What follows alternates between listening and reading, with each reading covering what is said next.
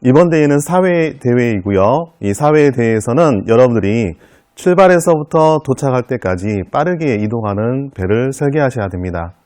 자, 그리고 이번에 대회에서는 원격 장치를 이용해서 방향 전환도 자유롭게 진행할 수 있는 배를 설계해 주세요. 마지막으로 배가 안전하게 처음부터 끝까지 잘 도착할 수 있도록 여러분들이 안전한 배를 설계하시는 데 중점을 두시기 바랍니다.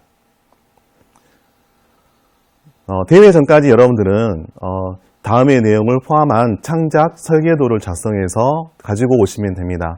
관련 서식은 지도교사 선생님께 전달하겠습니다.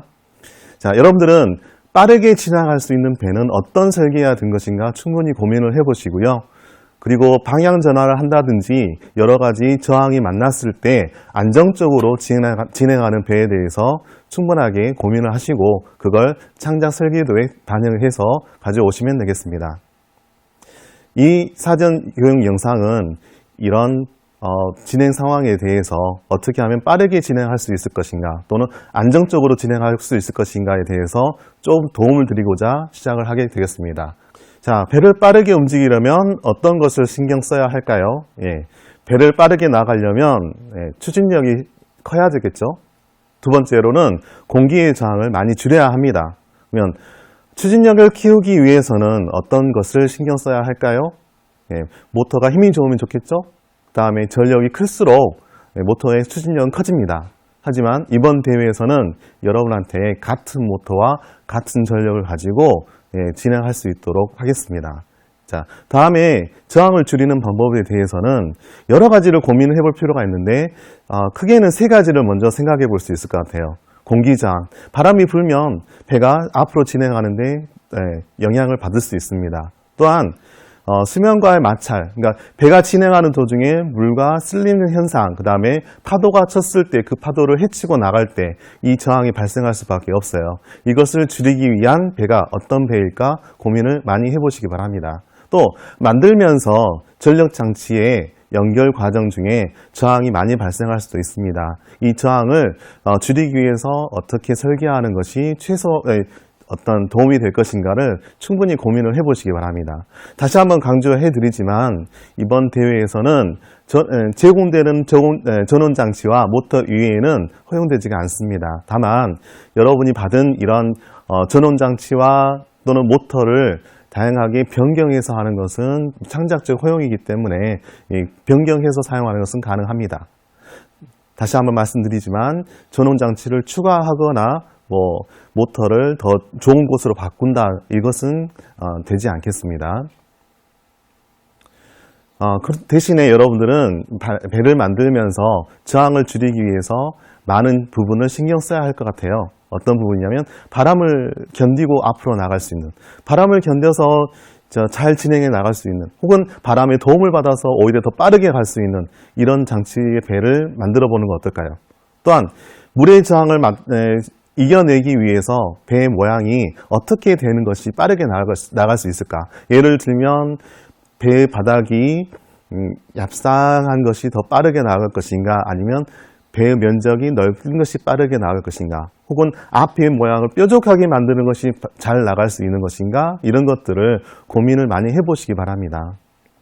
자, 그리고 이번 대회에서는 원격 조절 장치이기 때문에 주변 친구들과 충돌도 발생할 수 있습니다. 그러면 충돌로 인해서 속도가 줄어들 수도 있거든요.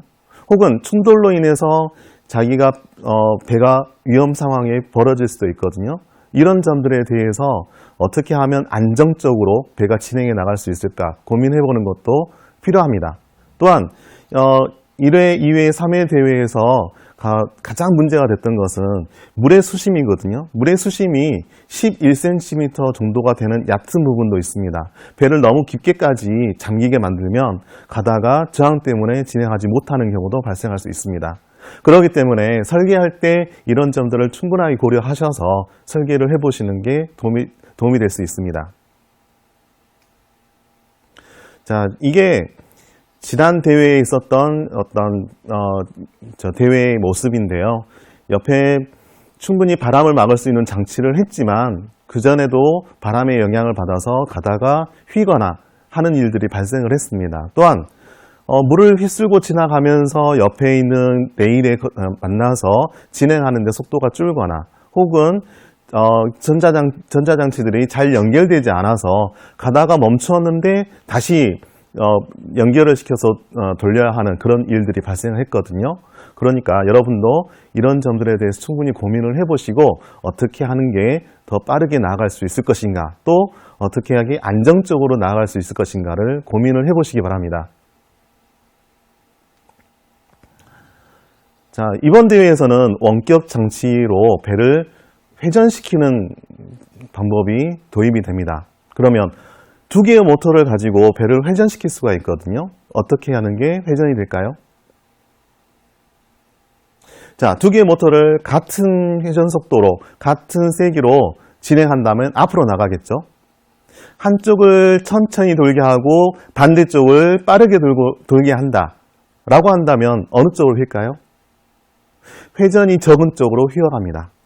자, 여기 보시면 자, 오른쪽이 빠르게 돌고 있고 왼쪽이 천천히 돌고 있다고 합시다. 그러면 천천히 돌고 있는 왼쪽으로 이렇게 회전해서 가게 됩니다. 또 방향을 바꾸기 위해서는 방향타를 사용하기도 합니다. 이 방향타라고 하는 것은 배에 깊숙하게 들어가 있어서 배 진행하고 있는 동안에 이렇게 방향을 틀 수 있도록 도움을 줄 수 있는 장치입니다. 그래서 방향이 진행하면서 틀어져 있다 하면 틀어진 방향대로 이렇게 회전하면서 진행해 나갈 수 있겠죠. 이제 방향을 바꿀 수 있는 방법에는 좀 전에 말씀드렸던 것처럼 모터 속도를 조절하거나 방향타를 바꾸는 방법이 있습니다. 하지만 내가 원하지 않은 상황에서 바뀔 수도 있거든요. 그게 바람입니다. 바람이 불어오게 되면 내가 원하고자 하는 방향대로 잘 가지 못하는 경우도 있습니다. 그래서 어떻게 하면 바람을 잘 견딜 수 있을 것인가 라는 것도 고민을 해보시기 바랍니다. 배를 끝까지 완주시키기 위해서 가장 중요한 점이 있습니다. 그건 배를 안정적으로 움직이기 위해서 무게 중심을 맞추거나 좌우 대칭을 맞추거나 배의 길이나 폭의 비율을 맞추는 게 중요하거든요. 자, 무게 중심을 어떻게 맞추는 게 좋을까요? 자, 경험상 무게가 너무 앞에 쏠려서 배가 앞에 그 무게가 물려 있어요. 그러면 배는 밑으로 가라앉습니다. 또 좌우의 무게 중심이 잘 맞지 않는다. 그러면 배가 가고자 하는 대로 가지 않을 수도 있습니다. 자, 무게 중심을 맞추는 것은 안정적인 배의 필요 조건입니다. 또 대칭적이라는 것은 좌우가 서로 균형을 맞춘다는 의미인데, 자, 배가 균형이 맞지 않는다 라고 하는 것은 결국에는 방향을 한쪽으로 돌려버린다는 얘기가 됩니다. 그래서 좌우 대칭은 잘 균형적으로 맞추는 것도 중요한데요. 자, 대칭을 만들기 위해서 무조건 배를 이런 사각형으로 만드는 게 중요할까요?